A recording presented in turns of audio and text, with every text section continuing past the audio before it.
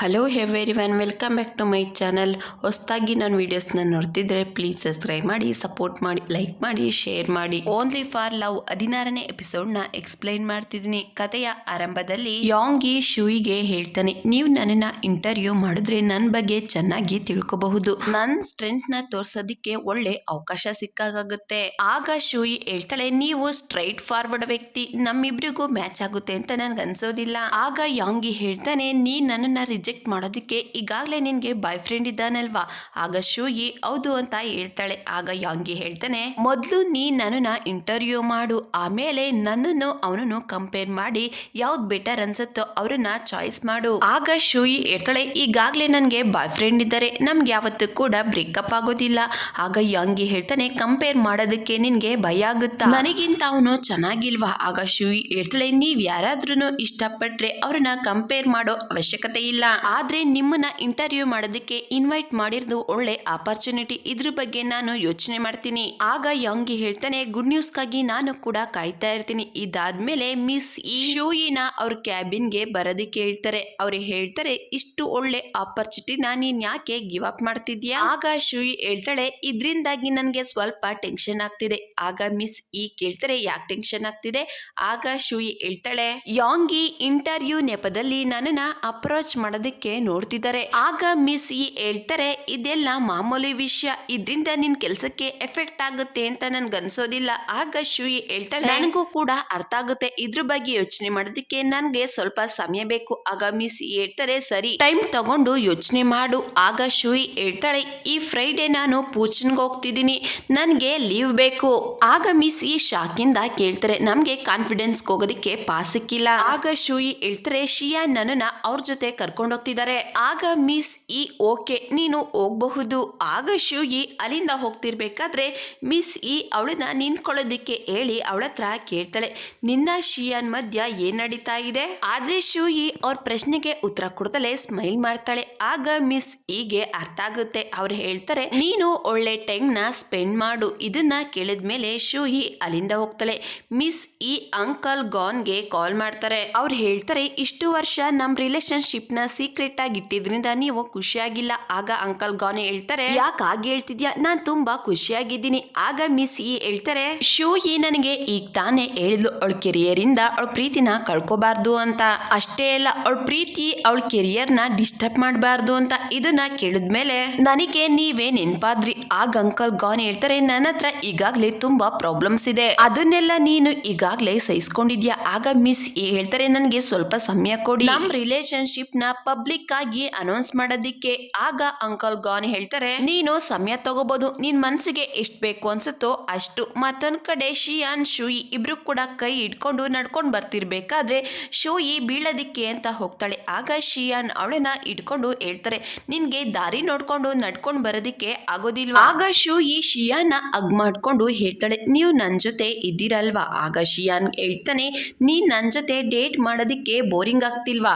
ಆಗ ಶೂಯಿ ಹೇಳ್ತಾಳೆ, ನಾನು ನನ್ನ ಕೆಲಸದ ಬಗ್ಗೆ ಯೋಚನೆ ಮಾಡ್ತಿದ್ದೆ. ಆಗ ಶಿಯಾನ್ ಹೇಳ್ತಾನೆ, ನೀನು ನನ್ನ ಜೊತೆ ಇದ್ರೂ ಕೂಡ ಕೆಲಸದ ಬಗ್ಗೆನೇ ಯೋಚನೆ ಮಾಡ್ತೀಯ, ಕೆಲಸ ನನಗಿಂತ ವ್ಯಾಲ್ಯೂಬಲ್ ಆಗಿದ್ಯಾ? ಆಗ ಶೂಯಿ ಹೇಳ್ತಾಳೆ, ಡಾರ್ಕ್ ರೋಸ್ ಕಂಪನಿಯ ಓನರ್ ಯಾಂಗಿನ ನಾನು ಇಂಟರ್ವ್ಯೂ ಮಾಡಿ ಅದನ್ನ ಡಿಜಿಟಲ್ ಮ್ಯಾಗಝಿನ್ ನಲ್ಲಿ ಪಬ್ಲಿಷ್ ಮಾಡಬೇಕು ಅಂತ ಹೇಳಿದರೆ. ಆಗ ಶಿಯಾನ್ ಹೇಳ್ತಾನೆ, ಇದು ಗುಡ್ ನ್ಯೂಸ್, ನಿನ್ ನ್ಯೂ ಇಯರ್ ವಿಶ್ ಪೂರ್ತಿ ಆಗ್ತಿದೆ. ಆಗ ಶೂಯಿ ಹೇಳ್ತಾಳೆ, ಅವರು ನನ್ನನ್ನ ಇಷ್ಟಪಡ್ತಿದ್ದಾರೆ.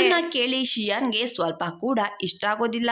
ಆಗ ಶೂಯಿ ಹೇಳ್ತಾಳೆ, ಅದೇ ಸಮಯದಲ್ಲಿ ನಾನು ಅವನನ್ನ ರಿಜೆಕ್ಟ್ ಮಾಡಿ ಹೇಳ್ದೆ, ನಾನು ನನ್ನ ಬಾಯ್ ಫ್ರೆಂಡ್ ಜೊತೆ ಯಾವತ್ತೂ ಕೂಡ ಬ್ರೇಕಪ್ ಮಾಡ್ಕೊಳ್ಳೋದಿಲ್ಲ, ನಿನ್ಗೆ ಆ ಚಾನ್ಸ್ ನ ಕೊಡೋದಿಲ್ಲ. ಆಗ ಶಿಯಾನ್ ಹೇಳ್ತಾನೆ, ನೀನು ಒಳ್ಳೆ ಕೆಲಸ ಮಾಡಿದ್ಯಾ.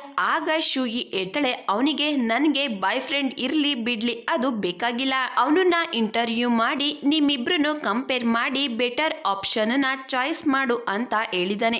ಅದಕ್ಕೆ ನಾನು ಇಂಟರ್ವ್ಯೂ ಮಾಡಬೇಕು ಅಂತ ಅನ್ಕೊಂಡಿಲ್ಲ, ನನಗೆ ಗೊತ್ತು ಇದರಿಂದ ನಮ್ ರಿಲೇಶನ್ಶಿಪ್ ಹಾಳಾಗುತ್ತೆ. ಆಗ ಶಿಯಾನ್ ಹೇಳ್ತಾನೆ, ನೀನು ಯಾವುದೇ ನಿರ್ಧಾರ ತಗೊಂಡ್ರು ಕೂಡ ನಾನು ಅದಕ್ಕೆ ಸಪೋರ್ಟ್ ಮಾಡ್ತೀನಿ, ಆದ್ರೆ ನೀನ್ ಅವನನ್ನ ಇಂಟರ್ವ್ಯೂ ಮಾಡಿ ಕೊನೆಲಿ ನನ್ನನ್ನೇ ಚಾಯ್ಸ್ ಮಾಡಬಹುದಲ್ವಾ? ಆಗ ಶೂಯಿ ಹೇಳ್ತಾಳೆ, ನೀನು ಸರಿಯಾಗಿ ಹೇಳ್ತಿದ್ಯಾ, ಯಾಂಗಿ ರೀತಿ 100 ಜನನ ಇಂಟರ್ವ್ಯೂ ಮಾಡ್ತೀನಿ, ಆದ್ರೆ ನಿನ್ನ ಜಾಸ್ತಿ ಇಷ್ಟಪಡ್ತೀನಿ. ಆಗ ಶಿಯಾನ್ ಶೂಯಿನ ಎಂಕರೇಜ್ ಮಾಡ್ತಾ ಮಾತಾಡ್ತಿದ್ರೆ ಶೂಯಿ ಹೇಳ್ತಾಳೆ, ಮೊದ್ಲಿಂದ ನೀವು ನನ್ನನ್ನ ಎಂಕರೇಜ್ ಮಾಡಿ, ನಾನು ಅದನ್ನ ರೆಕಾರ್ಡ್ ಮಾಡ್ಕೋತೀನಿ. ಆಗ ಶಿಯಾನ್ ಹೇಳ್ತಾನೆ, ನೀನು ನಿನ್ ಕೆಲಸನ ತುಂಬಾ ಇಷ್ಟಪಟ್ಟು ವರ್ಕ್ ಮಾಡ್ತಿದ್ಯಾ. ಈ ರೀತಿ ವ್ಯಕ್ತಿಗಳು ನಿನ್ನ ಮೀಟ್ ಮಾಡ್ತಾನೆ ಇರ್ತಾರೆ. ನಿನ್ನಲ್ಲಿರೋ ಟ್ಯಾಲೆಂಟ್ ನ ನೋಡಿ ನಾನು ಕೂಡ ನಿನ್ ಕಡೆ ಅಟ್ರಾಕ್ಟ್ ಆದೆ. ನಾವು ಎಲ್ಲಿವರೆಗೂ ಜೊತೆಲಿರ್ತೀವೋ ಅಲ್ಲಿವರೆಗೂ ನಮ್ಮಿಬ್ರು ಮಧ್ಯ ಯಾರು ಕೂಡ ಬರೋದಿಕ್ಕಾಗಲ್ಲ. ಅದನ್ನ ಕೇಳಿ ಶುಯಿಗೆ ತುಂಬಾನೇ ಖುಷಿ ಆಗುತ್ತೆ. ಶಿಯಾನ್ಗೆ ಕಿಸ್ ಮಾಡ್ತಾಳೆ. ಅವನ್ಗೆ ಹೇಳ್ತಾಳೆ, ನಾನ್ ಇದೇ ರೀತಿ ಯಾವಾಗ್ಲೂ ನಿಮ್ಮನ್ನ ಇಷ್ಟಪಡ್ತೀನಿ ಅಂತ ಹೇಳಿ ಇಬ್ರು ಕೂಡ ಮತ್ತೆ ವಾಕ್ ಮಾಡೋದಕ್ಕೆ ಶುರು ಮಾಡ್ತಾರೆ.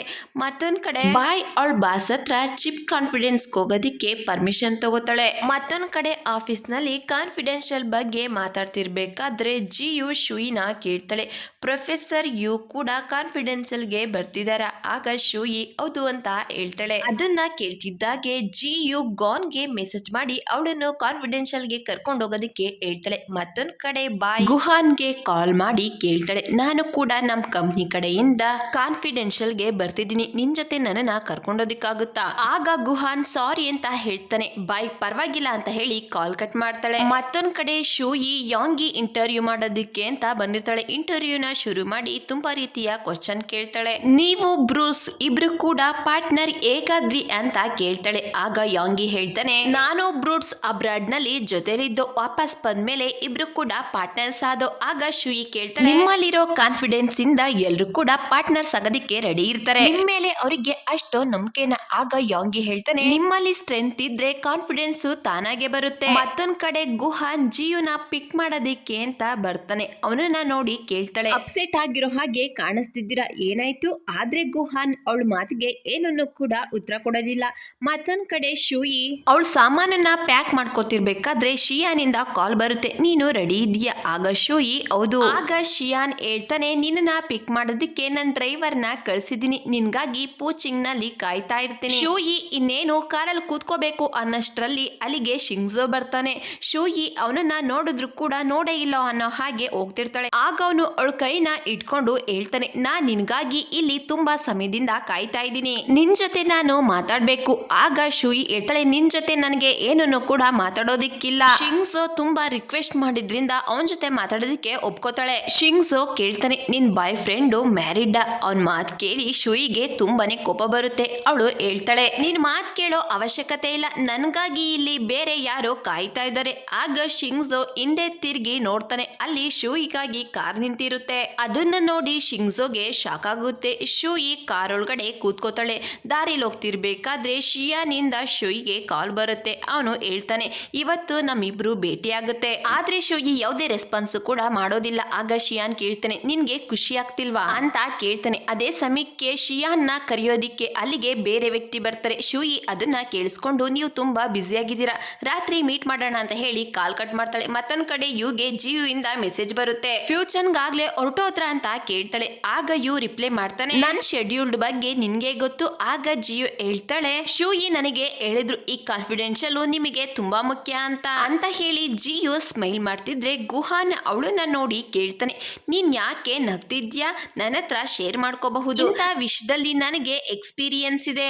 ಆಗ ಜಿಯು ಎಕ್ಸಾಂಪಲ್ ಕೊಡ್ತಾ ಅವಳ ಯು ವಿಷಯನ ಗುಹಾನ್ ಹತ್ರ ಹೇಳ್ಕೊತಾಳೆ. ಆಗ ಅವನು ಹೇಳ್ತಾನೆ, ನನ್ನಿಂದೆ ಈ ರೀತಿ ಹುಡ್ಗಿ ಫಾಲೋ ಮಾಡ್ಕೊಂಡು ಬಂದ್ರೆ ನನ್ಗನ್ಸುತ್ತೆ ಅವಳು ನನ್ನ ಹಿಂದೆ ಬರಬಾರ್ದು ಅಂತ. ಅದನ್ನ ಕೇಳಿ ಜಿಯುಗೆ ಕೋಪ ಬರುತ್ತೆ, ನಿನ್ಗೇನು ಕೂಡ ಅರ್ಥ ಆಗಲ್ಲ, ಸುಮ್ನೆ ಕಾರೋಡ್ಸು. ಮತ್ತೊಂದ್ ಕಡೆ ಶಿಯಾನ್ ಕಾನ್ಫಿಡೆನ್ಷಿಯಲ್ ಗೆ ಬಂದಿರ್ತಾನೆ. ಅವನ್ ಮೊದಲನೇ ಭೇಟಿ ಯಾಂಗಿ ಜೊತೆ ಆಗುತ್ತೆ. ಅವನು ಶಿಯಾನ್ಗೆ ಶೇಕ್ ಹ್ಯಾಂಡ್ ಕೊಡೋದಿಕ್ಕೆ ಅಂತ ಕೈ ಮುಂದೆ ಮಾಡಿ ಹೇಳ್ತಾನೆ, ನಿಮ್ ಬಗ್ಗೆ ನಾನು ತುಂಬಾ ಕೇಳಿದೀನಿ. ಶಿಯಾನ್ ಕೂಡ ಅವನಿಗೆ ಶೇಕ್ ಹ್ಯಾಂಡ್ ಕೊಡ್ತಾನೆ. ಶೂಯಿ ಹೋಟೆಲ್ ಬಂದಿರ್ತಾಳೆ. ಶಿಯಾನ್ಗೆ ಮೆಸೇಜ್ ಮಾಡಿ ಕೇಳ್ತಾಳೆ, ನೀನು ಎಲ್ಲಿದ್ಯಾ? ಮತ್ತೊಂದ್ ಕಡೆ ಶಿಯಾನ್ ಎಲ್ರ ಜೊತೆಲೂ ಲಂಚ್ ಮಾಡ್ತಿರ್ತಾನೆ. ಅಲ್ಲಿಗೆ ಅಸಿಸ್ಟೆಂಟ್ ಚಿನ್ ಬಂದು ಹೇಳ್ತಾನೆ, ಶೂಯಿ ಆಗ್ಲೇ ಹೋಟೆಲ್ ಬಂದಿದ್ದಾರೆ. ಮತ್ತೊಂದ್ ಕಡೆ ಶೂಯಿ ಶಿಯಾನ್ಗಾಗಿ ಹೋಟೆಲ್ ನಲ್ಲಿ ಕಾಯ್ತಾ ಇರ್ತಾಳೆ. ಇಷ್ಟೊತ್ತಾದ್ರೂ ನನ್ನನ್ನ ಮೀಟ್ ಮಾಡೋದಿಕ್ಕೆ ಯಾಕೆ ಬಂದಿಲ್ಲ ಅಂತ ಯೋಚನೆ ಮಾಡ್ತಿರ್ತಾಳೆ. ಮತ್ತೊಂದ್ ಕಡೆ ಲಂಚ್ ಮಾಡ್ಬೇಕಾದ್ರೆ ಯಾಂಗಿ ಶಿಯಾನ್ ಬಗ್ಗೆ ಎಲ್ರು ಕೂಡ ಮಾತಾಡ್ತಿರ್ತಾರೆ. ಆಗ ಶಿಯಾನ್ ಹೇಳ್ತಾನೆ, ಈ ರೀತಿ ಕಾಂಪಿಟೇಷನ್ ಇದ್ರೆ ತುಂಬಾ ಚೆನ್ನಾಗಿರುತ್ತೆ. ಬ್ರೂಸ್ ನನ್ ಜೊತೆ ಇರ್ಬೇಕಾ ಯಾಂಗಿ ಜೊತೆ ಇರ್ಬೇಕು ಅನ್ನೋ ನಿರ್ಧಾರನ ಅವರೇ ಮಾಡ್ಬೇಕು, ಅವ್ರ ಚಾಯ್ಸ್ ನಾನು ರೆಸ್ಪೆಕ್ಟ್ ಮಾಡ್ತೀನಿ. ಆಗ ಯಾಂಗಿ ಹೇಳ್ತಾನೆ, ಫ್ಯೂಚರ್ ಅಲ್ಲಿ ಡಾರ್ಕ್ ಕ್ರಾಸ್ ಯೋಂಗ್ ಚಾಂಗ್ ಎರಡು ಕೂಡ ಕೋಆಪರೇಷನ್ ಮಾಡಬಹುದು. ಮತ್ತೊಂದ್ ಕಡೆ ಶೂಯಿ ಬೆಳಿಗ್ಗೆಯಿಂದ ಶಿಯಾನ್ಗಾಗಿ ಕಾಯ್ತಾ ಇರ್ತಾಳೆ. ಮೆಸೇಜ್ ಮೇಲೆ ಮೆಸೇಜ್ ನ ಮಾಡ್ತಾನೆ ಇರ್ತಾಳೆ. ಶಿಯಾನ್ ಶೂಗಿ ಮಾಡಿರೋ ಮೆಸೇಜ್ ನ ನೋಡಿ ಅಲ್ಲಿಂದ ಎದ್ದೋಗ್ತಿದ್ರೆ ಯಾಂಗಿ ಶಿಯಾನ್ ಹೋಗ್ತಿರೋದನ್ನ ನೋಡ್ತಾ ನಿಂತಿರ್ತಾನೆ. ಮತ್ತೊಂದ್ ಕಡೆ ಶಿಯಾನ್ ವಾಪಸ್ ಬರ್ತಿರ್ಬೇಕಾದ್ರೆ ಶೂಯಿಗೆ ಕಾಲ್ ಮಾಡಿ ಕೇಳ್ತಾನೆ, ನೀನು ಏನ್ ಮಾಡ್ತಿದ್ಯಾ? ಆಗ ಆಗ ಶೂಯಿ ಹೇಳ್ತಾಳೆ ನಾನಿಲ್ಲಿ ಆಟ ಆಡ್ತಿದ್ದೀನಿ ಅಂತ ಹೇಳಿ ಕಾಲ್ ಕಟ್ ಮಾಡಿ ಊಟ ತಗೋತಿರ್ಬೇಕಾದ್ರೆ ಅಲ್ಲಿಗೆ ಒಬ್ಬ ಹುಡುಗ ಬಂದು ಅವನ್ ಜೊತೆ ಡ್ರಿಂಕ್ಸ್ ಮಾಡೋದಿಕ್ಕೆ ಕರೀತಾನೆ. ಆದ್ರೆ ಶೂಯಿ ಒಪ್ಕೊಳ್ಳೋದಿಲ್ಲ. ಅಲ್ಲಿಂದ ತಪ್ಪಿಸ್ಕೊಂಡು ಹೋಗ್ತಿರ್ಬೇಕಾದ್ರೆ ಅಲ್ಲಿಗೆ ಮತ್ತಿಬ್ರು ಹುಡುಗರು ಬಂದು ಶೂಯಿ ಮುಂದೆ ನಿಂತ್ಕೋತಾರೆ. ಶಾಪ್ ಅಲ್ಲಿದ್ದ ವ್ಯಕ್ತಿ ಅವಳಿಗೆ ಊಟ ತಗೊಂಡ್ ಬಂದ್ ಕೊಟ್ಟು ನೀನು ಇಲ್ಲಿಂದ ಬೇಗ ಹೋಗು ಅಂತ ಹೇಳ್ತಾರೆ. ಶೂಯಿ ಅಲ್ಲಿಂದ ಹೋಗೋದಿಕ್ಕೆ ಅಂತ ಹೋಗ್ತಾಳೆ. ಮತ್ತೆ ಆ ಹುಡ್ಗ ಶೂಯಿ ಕೈನ ಹಿಡ್ಕೋತಾನೆ. ಶೂಯಿ ಅವನ ಕೈಯಿಂದ ಅವಳ ಕೈನ ಬಿಡಿಸ್ಕೊಳ್ಳೋದಿಕ್ಕೆ ಅಂತ ಹೋಗ್ತಾಳೆ. ಅಷ್ಟರಲ್ಲಿ ಅಲ್ಲಿಗೆ ಶಿಯಾನ್ ಬಂದು ಆ ಹುಡ್ಗನ ಕೈನ ಜೋರಾಗಿ ಟ್ವಿಸ್ಟ್ ಮಾಡ್ತಾನೆ. ಆ ಹುಡ್ಗನ ಸ್ವಲ್ಪ ದೂರ ತಳ್ಳಿ ಶೂಯಿ ಕೈ ಇಟ್ಕೊಂಡು ಅಲ್ಲಿಂದ ಕರ್ಕೊಂಡ್ ಬರ್ತಾನೆ. ಲಿಫ್ಟ್ ಹತ್ರ ಬರ್ತಾರೆ. ಆಗ ಶೂಯಿ ಶಿಯಾನ್ ಕೈಯಿಂದ ಅವಳ ಕೈನ ಬಿಡಿಸ್ಕೊಂಡು ನೀನು ಏನ್ ಮಾಡ್ತಿದ್ಯಾ ಅಂತ ಕೇಳ್ತಾಳೆ. ಆಗ ಶಿಯಾನ್ ಮೊದ್ಲೇ ಕೋಪದಲ್ಲಿರ್ತಾನೆ. ನೀನು ಹೊರ್ಗಡೆ ಯಾಕೆ ಹೋಗಿದ್ದೆ ಅಂತ ಕೇಳ್ತಾನೆ. ಆಗ ಶೂಯಿ ಹೇಳ್ತಾಳೆ ನಾನು ಊಟ ತಗೊಂಡ್ ಬರೋದಿಕ್ಕೆ ಹೋಗಿದ್ದೆ. ನೀ ನನ್ನನ್ನ ಇಲ್ಲಿಗೆ ಬರೋದಕ್ಕೆ ಹೇಳಿ ನನ್ನನ್ನ ಮರ್ತೇ ಬಿಟ್ಟಿದ್ಯಾ ಅಂತ ಹೇಳಿ ಇಬ್ರು ಕೂಡ ಲಿಫ್ಟ್ ಅಲ್ಲಿ ಹೋಗ್ತಿರ್ಬೇಕಾದ್ರೆ ಶಿಯಾನ್ ಹೇಳ್ತಾನೆ ನೀನು ಹೊರ್ಗಡೆ ಹೋಗೋದಿಕ್ಕೆ ಇಷ್ಟು ಚೆನ್ನಾಗಿ ರೆಡಿ ಆಗೋ ಅವಶ್ಯಕತೆ ಇಲ್ಲ. ಆಗ ಶೂಯಿ ನೀ ನನ್ನ ಟೀಸ್ ಮಾಡ್ತಿದ್ಯಾ ಅಂತ ಕೇಳ್ತಾಳೆ. ಆಗ ಶಿಯಾನ್ ಹೇಳ್ತಾನೆ ನೀನು ಗೊತ್ತಿಲ್ಲ ನೀನ್ ಎಷ್ಟು ಅಟ್ರಾಕ್ಟಿವ್ ಆಗಿದ್ಯಾ ಅಂತ. ಆಗ ಶೂಯಿ ನಗ್ತಾ ಕೇಳ್ತಾಳೆ ನೀನು ಕೂಡ ನನ್ನನ್ನ ನೋಡಿ ಅಟ್ರಾಕ್ಟ್ ಆಗಿದ್ಯಾ. ಆಗ ಶಿಯಾನ್ ಶೂಯಿ ಕೈನ ಇಟ್ಕೊಂಡು ಅವನ ಎದೆ ಮೇಲೆ ಇಟ್ಟು ಹೇಳ್ತಾನೆ ನೀನ್ ಇದನ್ನ ಫೀಲ್ ಮಾಡು, ನಿನ್ಗೆ ಅರ್ಥ ಆಗುತ್ತೆ ನಾನ್ ನಿನ್ನ ನೋಡಿ ಎಷ್ಟು ಅಟ್ರಾಕ್ಟ್ ಆಗಿದ್ದೀನಿ ಅಂತ ಹೇಳಿ ಶೂಯಿಗೆ ಕಿಸ್ ಮಾಡ್ತಾನೆ. ಇಬ್ರು ಕೂಡ ಇದೇ ರೀತಿ ಇರ್ಬೇಕಾದ್ರೆ ಲಿಫ್ಟ್ ಓಪನ್ ಆಗುತ್ತೆ. ಅಲ್ಲಿಗೆ ಇಬ್ರು ಹುಡುಗಿರ್ ಬರ್ತಾರೆ. ಶೂಯಿ ಅವ್ರನ್ನ ನೋಡಿ ಅಲ್ಲಿಂದ ಓಡೋಗ್ತಾಳೆ. ಇಬ್ರು ಕೂಡ ರೂಮ್ ಹತ್ರ ಬರ್ತಾರೆ. ಶೂಯಿ ಶಿಯಾನ್ನ ಕೇಳ್ತಾಳೆ ನೀವು ನನಗೆ ಮತ್ತೆ ಕಿಸ್ ಮಾಡ್ತೀರಾ, ನಾನು ಫೀಲ್ ಮಾಡ್ಲಿಲ್ಲ. ಆಗ ಶಿಯಾನ್ ರೂಮ್ ಡೋರ್ ನ ಓಪನ್ ಮಾಡಿ ಹೇಳ್ತಾನೆ ನೀನೋಗಿ ರೆಸ್ಟ್ ಮಾಡು. ಆದ್ರೆ ಶೂಯಿಗೆ ಅವನ್ ಮಾತ್ ಮೇಲೆ ಯಾವುದೇ ಇಂಟ್ರೆಸ್ಟ್ ಕೂಡ ಇರೋದಿಲ್ಲ. ಶಿಯಾನ್ ಶೂಯಿನ ನೋಡ್ತಾ ನಿಂತಿರ್ತಾನೆ. ಇಲ್ಲಿಗೆ ಈ ಸಂಚಿಕೆ ಮುಕ್ತಾಯವಾಗುತ್ತೆ. Thank you.